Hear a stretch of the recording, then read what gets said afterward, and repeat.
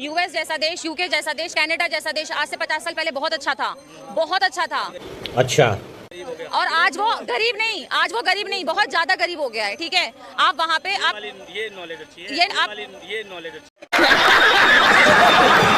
जब रखोगे ना सर, मैं बताती हूँ, आप ये नॉलेज रखोगे तो आपको बहुत। इकोनॉमी है यूएस की, आपकी यूएसए की जो इकोनॉमी है कितने ट्रिलियन की है? इकोनॉमी का मेरे को आइडिया नहीं है, मैं जो चीज़ नहीं पता वो चीज़ मैं गलत नहीं बोलूंगी। अमेरिका की जो इकोनॉमी है वो 28 ट्रिलियन की है, ठीक। इंडिया की जो अभी 3 ट्रिलियन पे है, ठीक। तो आप कह रहे हो कि इंडिया वो यूएस पिछड़ गया, तो भैया यूएस की इकोनॉमी 28 ट्रिलियन और चाइना की 19 ट्रिलियन और इंडिया की 3 ट्रिलियन, कौन पिछड़ गया बताओ इकोनॉमी के मामले में? और सुनो, इकोनॉमी में छोड़ो, पर कैपिटा इनकम में यूएस की जो पर कैपिटा इनकम है प्रति व्यक्ति आए, ठीक है, विकसित देशों में उसकी 7वीं नंबर की पर कैपिटा इनकम है, इंडिया की 117वीं नंबर की पर कैपिटा इनकम है, इंडिया यूएस के बराबर ही पहुंच गया। मैडम सच जानो, सच। महंगाई है कि नहीं मोदी राज में? है, एक सेकेंड, महंगाई है, मैं बताती हूँ, महंगाई है, महंगाई, मगर अगर मोदी राज में महंगाई है और अगर आप इसको इकोनॉमिक्स वाइज देखो ना तो बाकी देशों से कम है। अच्छा, कम से कौन कौन? मैं बताती हूँ, पड़ोसी देश अपना पाकिस्तान, इसमें मैं आपको ना एक सेकेंड मैं आपको यूएस तक कंपेयर करूंगी, सर, मैं आपको यूएस तक कंपेयर करूंगी, रुको। मैं पाकिस्तान में लौकी जैसी सब्जी 300 रुपए किलो है, 300 रुपए किलो, और वो आज से 3 महीने पहले थी, ठीक है। वहाँ पे पेट्रोल 250 रुपए लीटर मिलता है। दूसरी चीज, यूएस, मैं आप चाइना पे भी आऊंगी। यूएस जैसा देश है जो बहुत जिसको लोग बहुत ज्यादा सोचते हैं कि जब हम यूएस में जाके बसेंगे। यूएस में 10 साल में 3 बार इन्फ्लेशन आ चुका है। यूके दूसरी बार इन्फ्लेशन क्राइसिस पे है। कॉस्ट ऑफ लिविंग यूके में बहुत ज्यादा है। न्यूजीलैंड में कॉस्ट ऑफ लिविंग बहुत ज्यादा है, ठीक है। चाइना में कॉस्ट ऑफ लिविंग क्यों नहीं है? चाइना में महंगाई क्यों नहीं है? क्योंकि चाइना के सारे सॉफ्टवेयर, सारे एप्लीकेशंस वो इनबिल्ड हैं। वो कोई भी सॉफ्टवेयर, कोई भी एप्लीकेशन बाहर के देश से इंपोर्ट नहीं करती है, वो सब कुछ अपना देश बोलेंगे।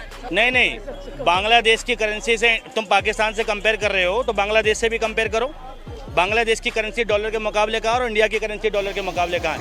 दोस्तों, वीडियो देखकर समझ गए होंगे वीडियो कैसे होने वाली है।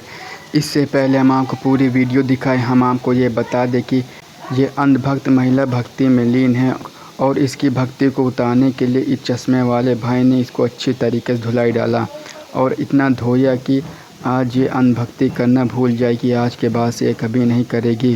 तो दोस्तों, ये यूएस, चाइना और पता नहीं किन किन देशों से भारत की तुलना कर रही है कि ये सब देश, भारत सारे देशों से आगे चला गया है। लेकिन इस अंधभक्त महिला को नहीं पता कि अभी भारत कहाँ पे है और कितना पिछड़ गया है। तभी इस चश्मे वाले भाई ने इस अंधभक्ति महिला को अच्छे तरीके से ज्ञान दिया और धो डाला। तो चलिए दोस्तों, बिना देर के वीडियो को पूरा देखते हैं। वीडियो करते स्टार्ट। किसी भी दुनिया में मेजरमेंट के लिए जो मानक है, जैसे समय का मानक सेकंड है, ऐसी पूरी दुनिया में करेंसी का मानक डॉलर है। 2014 के पहले कितने रुपए का 1 डॉलर था और 2014 के बाद कितने रुपए का 1 डॉलर है? और बांग्लादेश के कितने रुपए का 1 डॉलर था 2014 के पहले और अभी 2023 में बांग्लादेश के कितने रुपए का 1 डॉलर है? ठीक है, कंपैरिजन करोगे तो उस देश से करो जिसकी औकात कल नहीं थी। पाकिस्तान की ना भैया आज से 50 साल जब आज़ादी हासिल हुई थी उस टाइम पे बराबरी थी, लेकिन आज़ादी के 5 साल बाद ही पाकिस्तान बुरी तरह बिछड़ चुका था। पाकिस्तान की तो कैपेसिटी थी ही नहीं। चाइना से कंपेयर करो, बात तो सही है। कंपेयर कर रहे हो बांग्लादेश से करो, बांग्लादेश की भी नहीं थी, लेकिन आज बांग्लादेश उभर गया। इंडिया की करेंसी से ज्यादा मजबूत हो रही है, छोटा सा देश है, ठीक है भाई, कुछ ना कुछ तो नीति होगी। अब ये बताओ, डेमोक्रेसी के मामले, करप्शन के मामले में देख रहा था मैं, भारत की जो करप्शन के मामले में रैंकिंग थी वो 78 थी, अभी 83 हो गई, ठीक है। मोस्ट करप्टेड कंट्री में आ रहा है हमारा, ठीक है। ये कह रहे हैं कि भैया डंका बज रहा है। भाई आंकड़े नहीं रखोगे, मीडिया पे सिर्फ तारीफें सुनोगे तो तुम्हारे पास गलत ही इन्फॉर्मेशन है।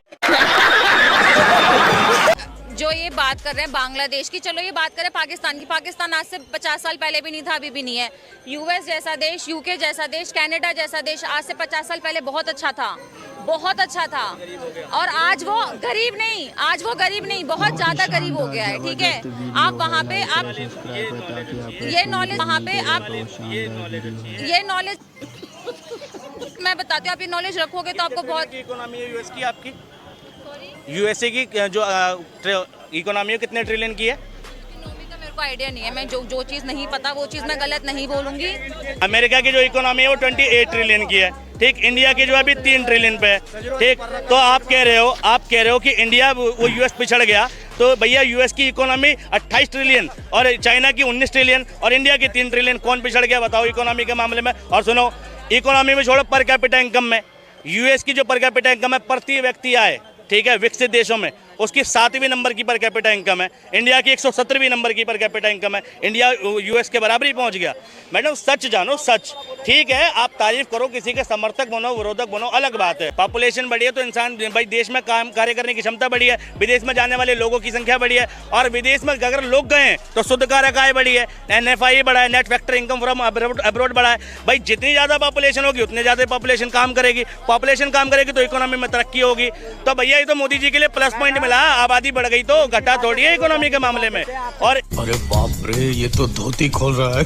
91 में और 2014 में जब छोड़ के गए थे तो 120 करोड़ आबादी थी, 120-125 करोड़ आबादी थी, ठीक। 2001 में जब जनगणना हुई थी उस टाइम पे 100 करोड़ के आसपास, 103 करोड़ 104 करोड़ आबादी थी। 91 में 80 करोड़ के आसपास थी, ठीक है। तो जनसंख्या विस्फोट तो उस हिसाब से हुआ ही नहीं मोदी जी के आने के बाद, जिस हिसाब से पिछली सरकारों ने झेला।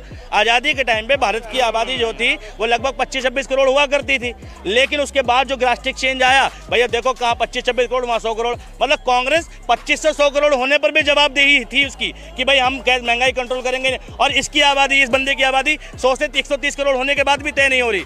मतलब रीजन, पब्लिक रीजन क्या दे रही, आबादी बढ़ गई। अरे सरकार क्या घंटा करने के लिए चुनते हैं हम।